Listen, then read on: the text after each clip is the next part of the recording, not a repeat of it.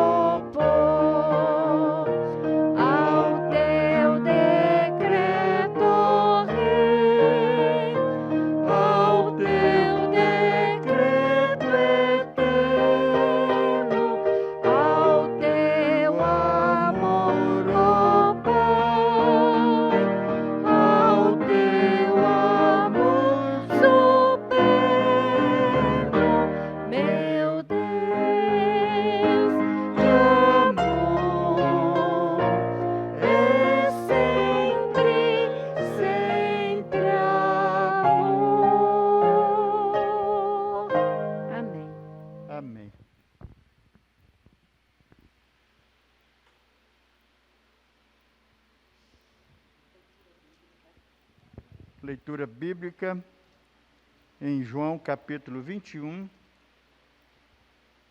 de 1 a 14. Depois disso manifestou-se Jesus outra vez aos discípulos junto ao mar de Tiberíades, e manifestou-se assim. Estavam juntos Simão Pedro e Tomé, chamado Dídimo, e Natanael, que era de Caná da Galileia, e os filhos de Zebedeu, e os outros dois dos seus discípulos. Disse-lhes Simão Pedro: vou pescar.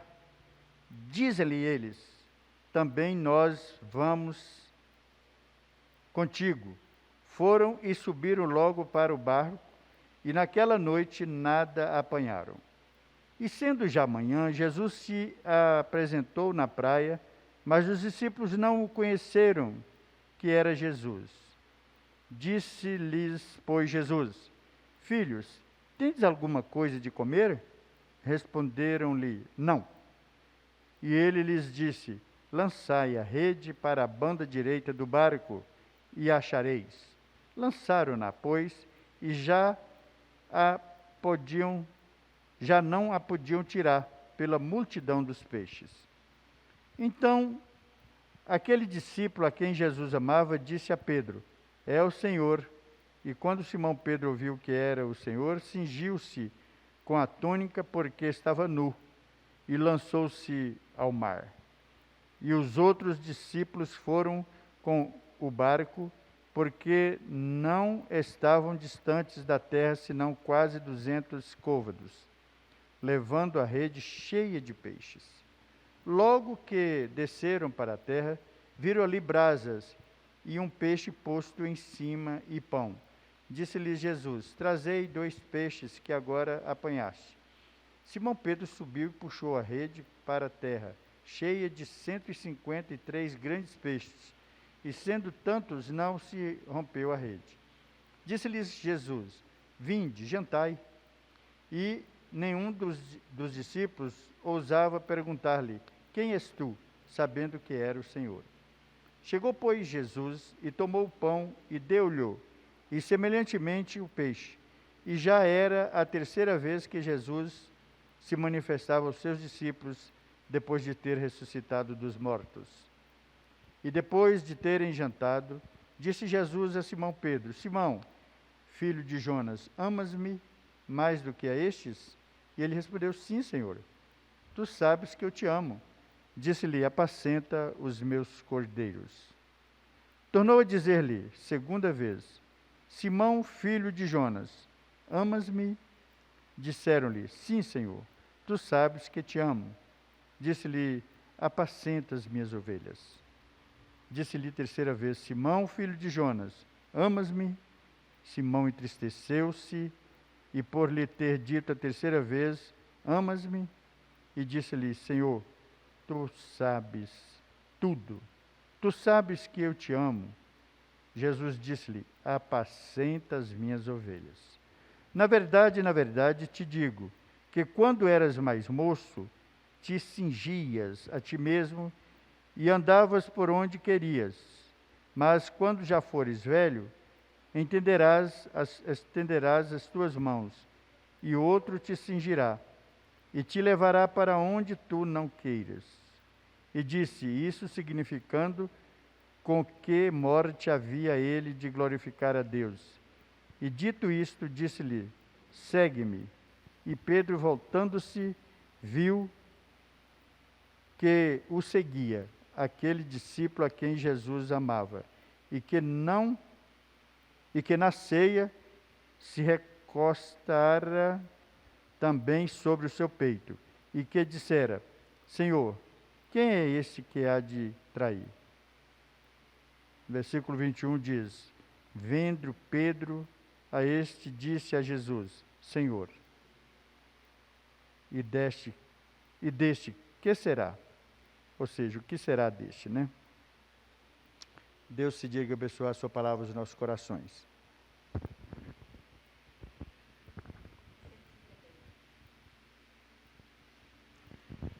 Vamos adorar o nosso Deus com o hino de número 159.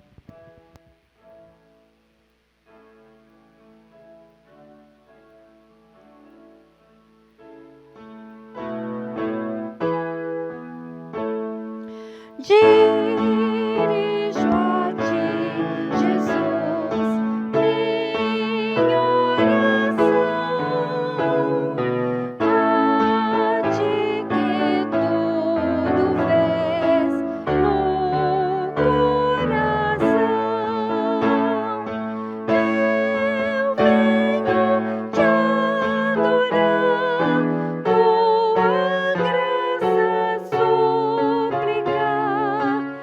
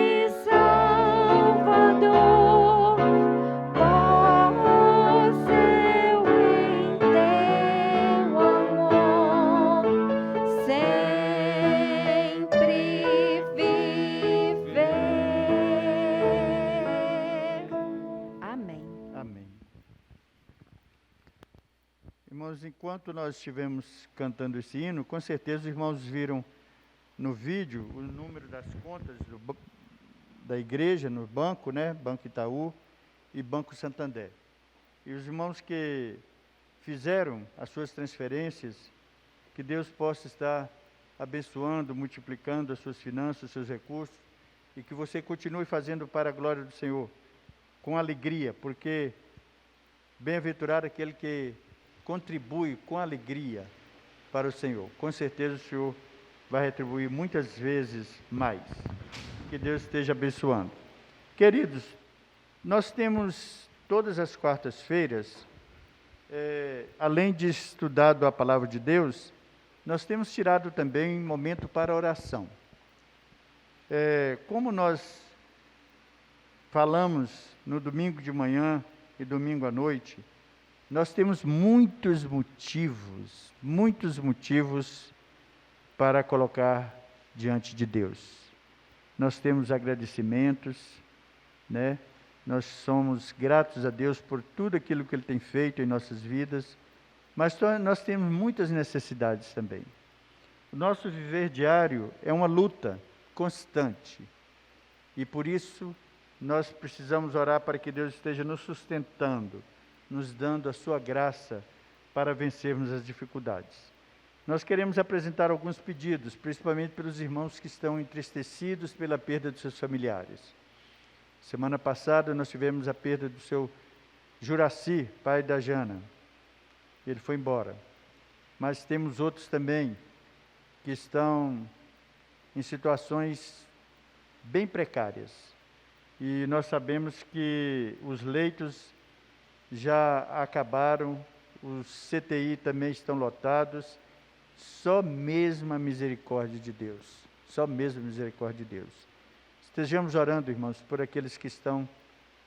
O Saulo, que é o tio da Janaína. Temos também a Dalva, a esposa do...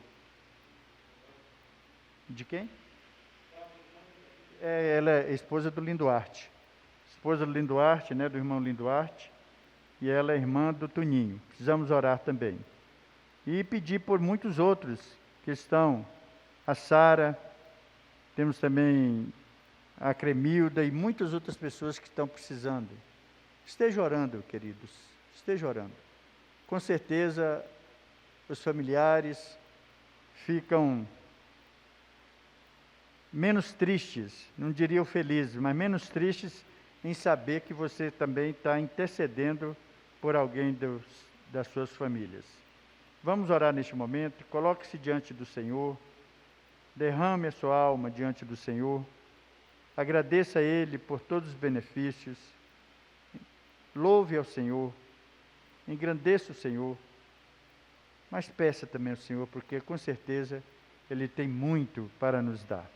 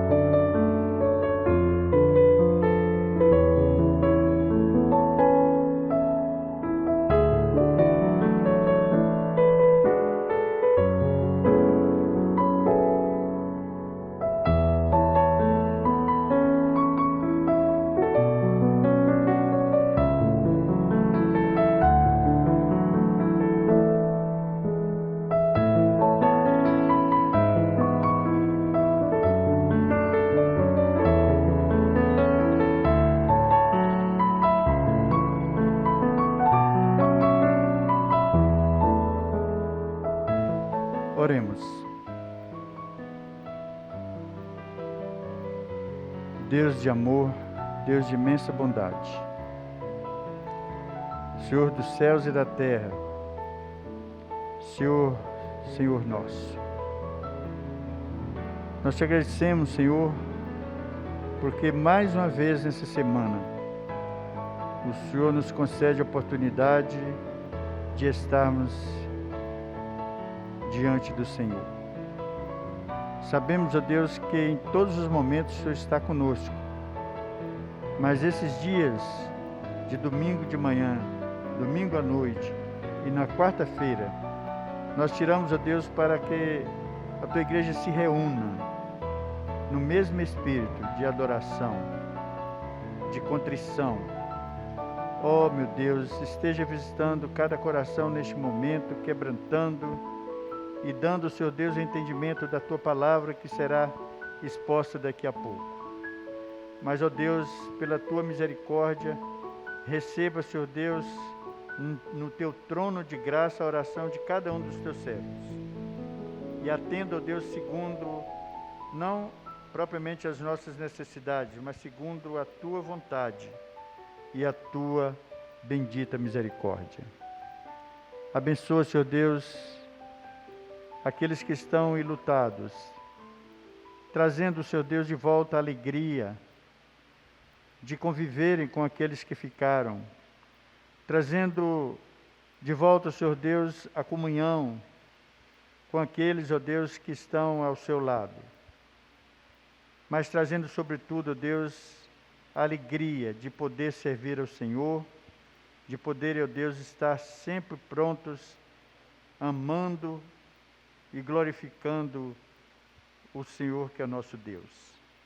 Agradecemos a Deus porque tudo isso é possível pelo Teu amor, quando o Senhor não poupou o Teu Filho para que morresse em nosso lugar, trazendo-nos vida e vida e abundância, trazendo-nos de volta para os Teus braços, porque éramos perdidos e hoje o Senhor nos encontrou. Agradecemos a Deus porque o sangue de Jesus Cristo nos purificou de todo o pecado. Agradecemos, Senhor Deus, porque hoje podemos dizer que somos salvos em Cristo Jesus.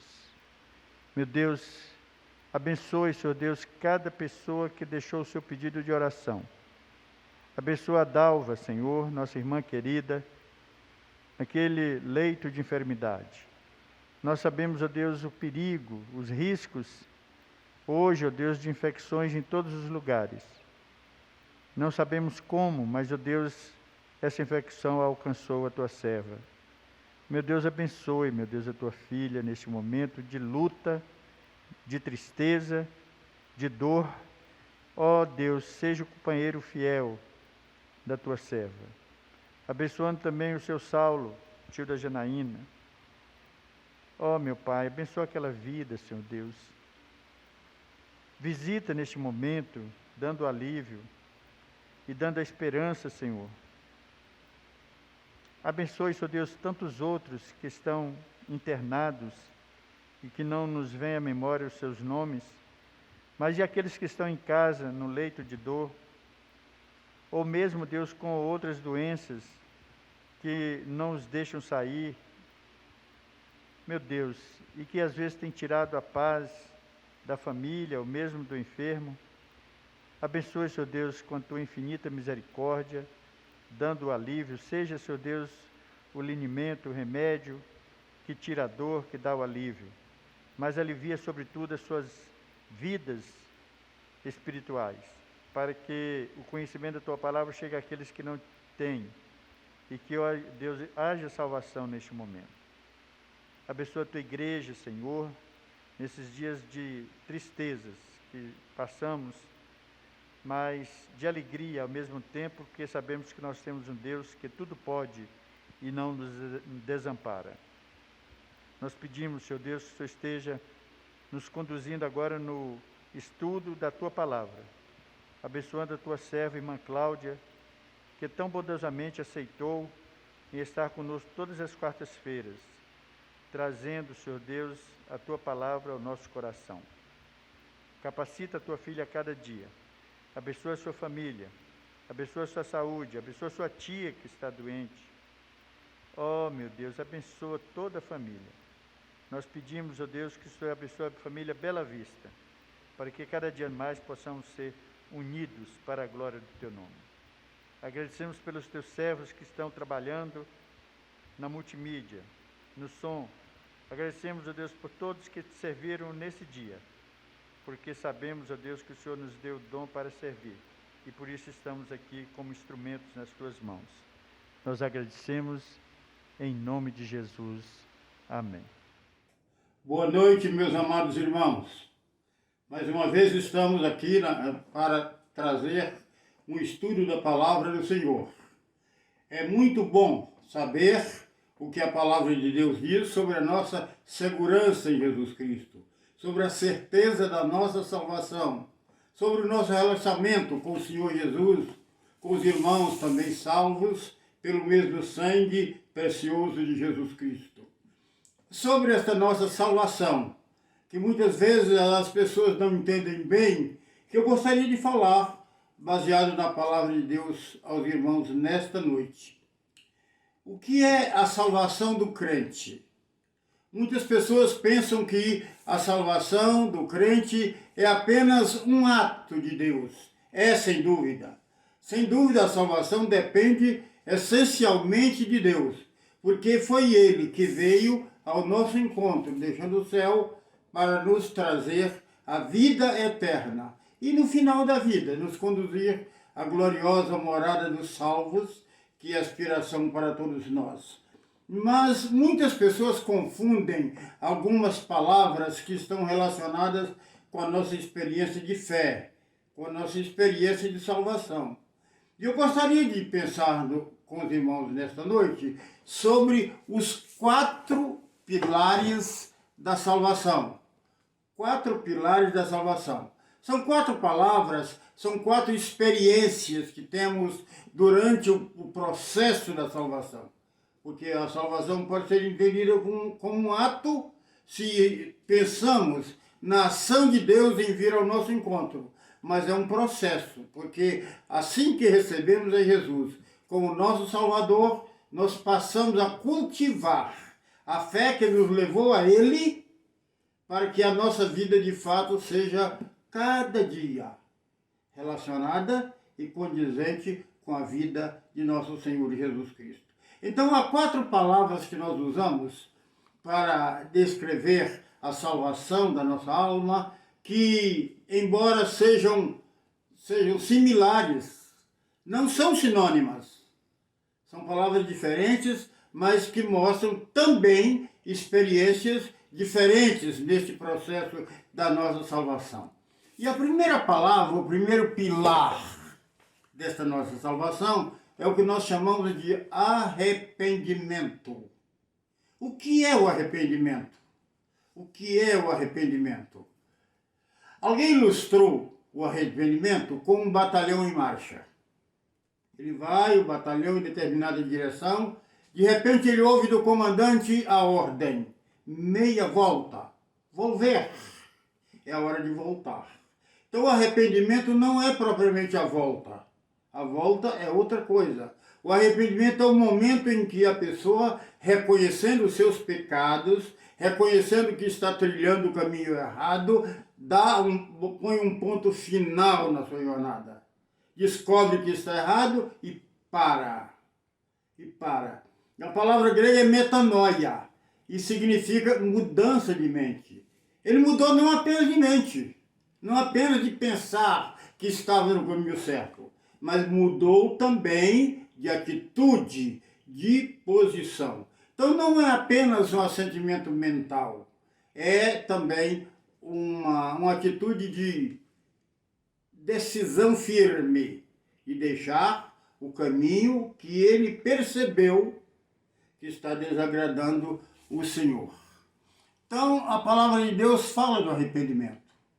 João veio pregando o Evangelho de Jesus, abrindo o caminho para Jesus, e ele disse: arrependei-vos, porque está próximo o reino dos céus.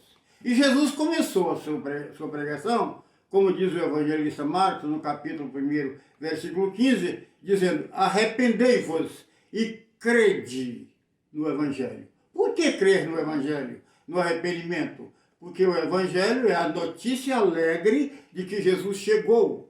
É a notícia alegre de que Jesus Cristo veio para trazer a nossa salvação. Então, o arrependimento, podemos dizer, seria quase que o ato primeiro nesse processo.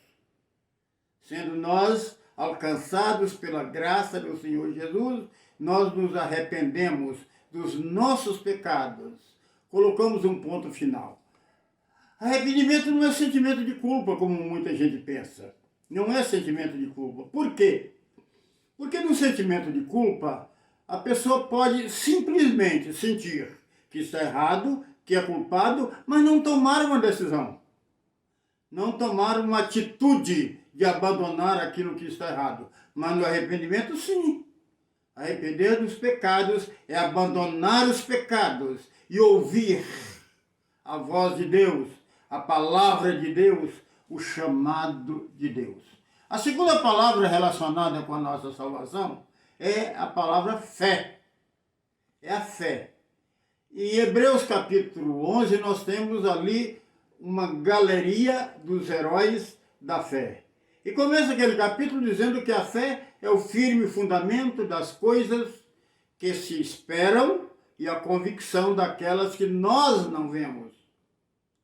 E no mesmo capítulo de Hebreus está dito que sem fé é impossível agradar a Deus.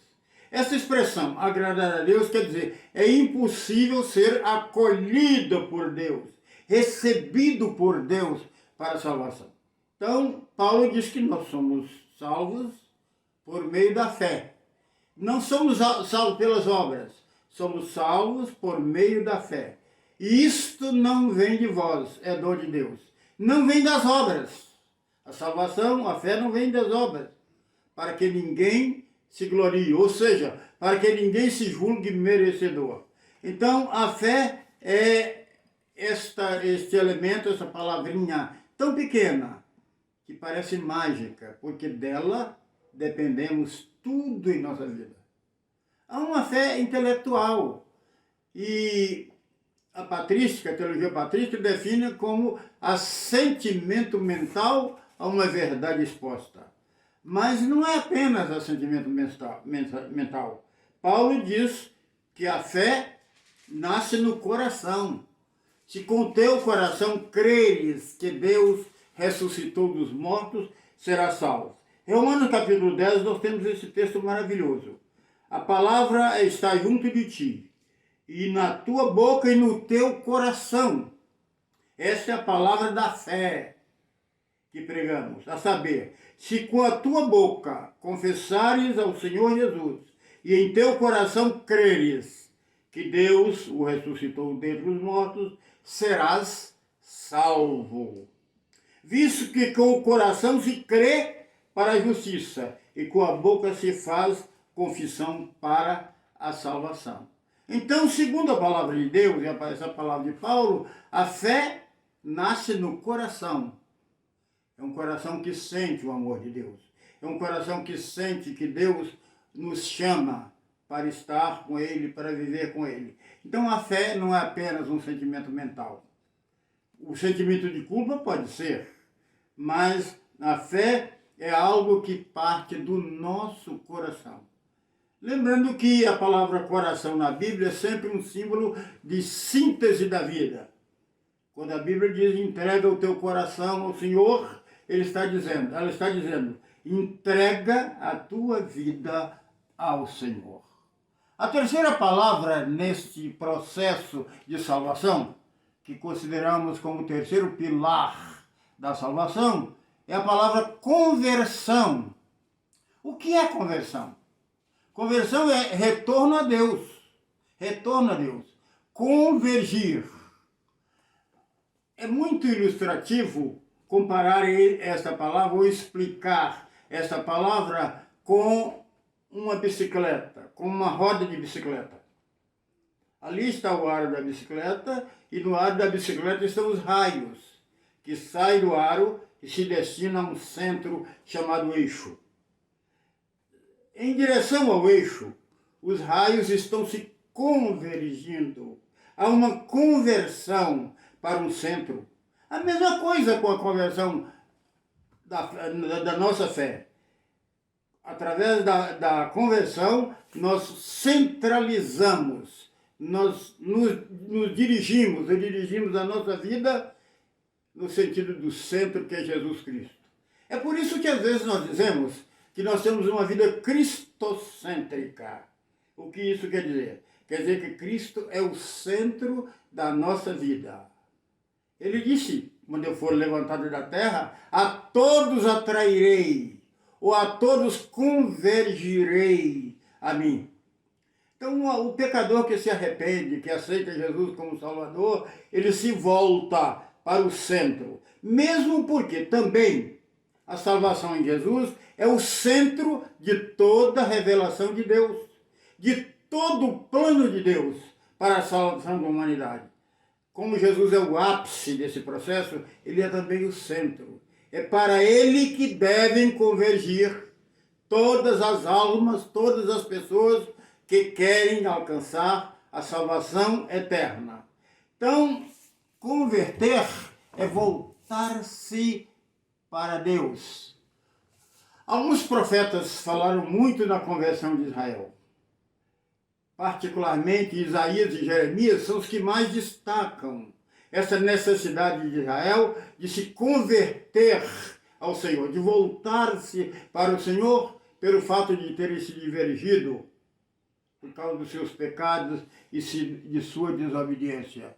Então é muito importante isto. Arrependimento é parar com a vida de erro, com a vida de pecados.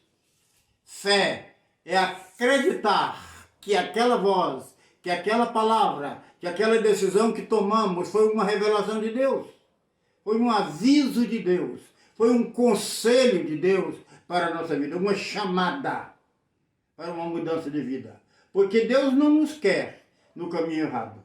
A Bíblia diz que não é do seu desejo que ninguém se perca, ou que ninguém se desvie pelos seus próprios caminhos, abandonando os caminhos do Senhor. Uma palavra muito apropriada para a compreensão desse fato é a parábola da ovelha perdida que Jesus Cristo contou. Ela divergiu, ela se afastou, ela foi pelos seus caminhos, mas o pastor, quando percebeu a sua falta, ele foi ao seu encontro e a trouxe novamente para o rebanho, para o lugar onde ele pudesse cuidar dela de maneira melhor. É o que Deus faz na nossa conversão. Ele nos chama novamente para um retorno, para uma volta a Ele. A história registra um fato relacionado com Lavoisier, o grande filósofo grego, que ele teria, nos momentos de morte, recebendo a visita de um pároco, de um padre, seu amigo, ele tocou a sua mão sobre a mão do pároco e disse: "Me voici", de retour a Dieu, que significa eis-me aqui, em retorno a Deus. Não sabemos se ele teve essa experiência, ou se é apenas um registro histórico, mas esse eis-me aqui, em retorno a Deus, é o que nós sentimos e o que nós fazemos quando o Espírito nos toca e nos faz compreender a nossa necessidade de salvação. A quarta palavra e última, que chamamos do quarto pilar da salvação, é a regeneração. Eu disse que as palavras são similares, e são, mas não são as mesmas, não são sinônimos. Arrependimento, fé, conversão e regeneração são experiências que estão relacionadas com a nossa salvação, com a ação de Deus em nossa vida e também com a atitude que tomamos diante desta atitude de Deus em nos acolher pela sua infinita misericórdia, pela sua maravilhosa graça para nos oferecer a salvação de nossa alma. Como compreender a regeneração? A palavra mais apropriada da Bíblia é a experiência de Nicodemos. É o diálogo de Nicodemos com Jesus. Ele procurou Jesus de noite para conversar com Jesus sobre isso, e Jesus disse, é necessário você nascer de novo. Se você não nascer de novo, você não pode entrar no reino de Deus. Nicodemos não compreendeu, porque ele estava pensando na linguagem humana, ou simplesmente na linguagem da ciência.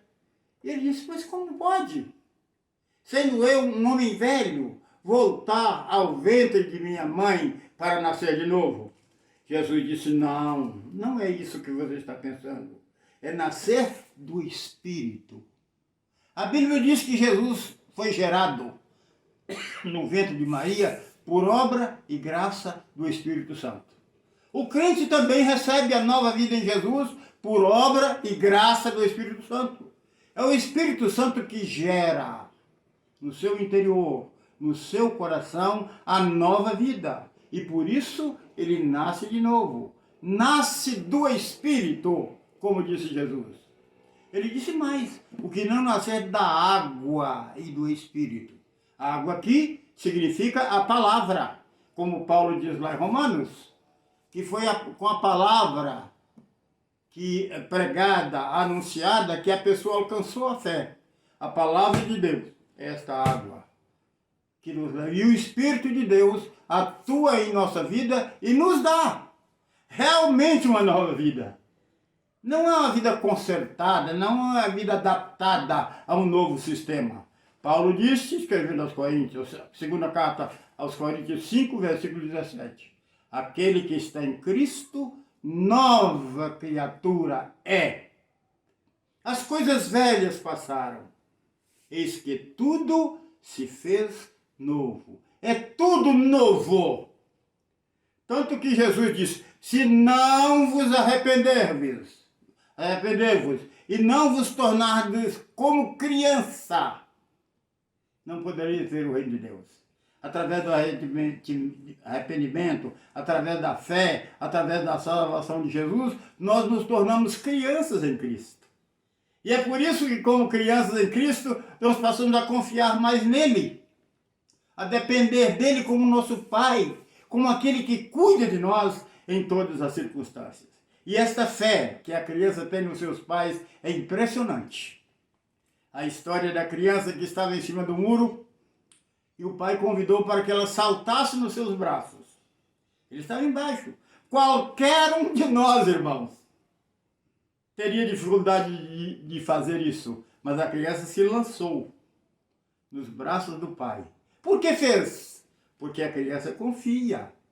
O novo nascido, o recém-nascido em Cristo, o regenerado, crê no seu Senhor. Crê no seu Pai eterno, de fato, como uma criança crê no seu pai ou nos seus pais, seu pai, na sua mãe. Então, é a regeneração, que diríamos, a fase final de todo esse processo. Primeiro nos arrependemos, depois adquirimos a fé na salvação em Jesus Cristo, nos convertemos para Deus e o Espírito nos regenera, nos faz nascer de novo para uma nova vida em Cristo. Estejamos convictos desta verdade, não nos afastemos dela, porque é o que há de mais precioso na nossa vida, esta gloriosa experiência da salvação. Salvação em Jesus Cristo. A salvação é por meio dele, é pela graça dele, como diz Paulo. Não é pelas nossas obras, não é pelo nosso mérito, pela graça do Senhor Jesus, através do toque do Espírito do Senhor, que nos regenera, nos faz nascer de novo. Que Deus nos abençoe, queridos irmãos, na compreensão desta verdade extraordinária sobre a nossa experiência com Cristo e a nossa salvação. O que há de mais precioso em nossa vida. E o novo nascimento é mais importante para nós do que o nascimento biológico, do que o primeiro nascimento.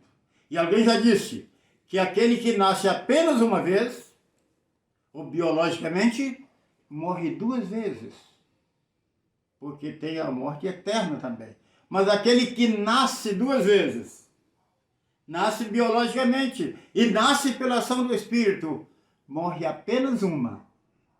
E a morte para o crente é um passaporte para a eternidade. É uma chamada para a morada eterna e para integrar a verdadeira família espiritual, da qual Deus é o nosso Pai, o Pai de todos nós. Amém, irmãos? Que Deus nos abençoe.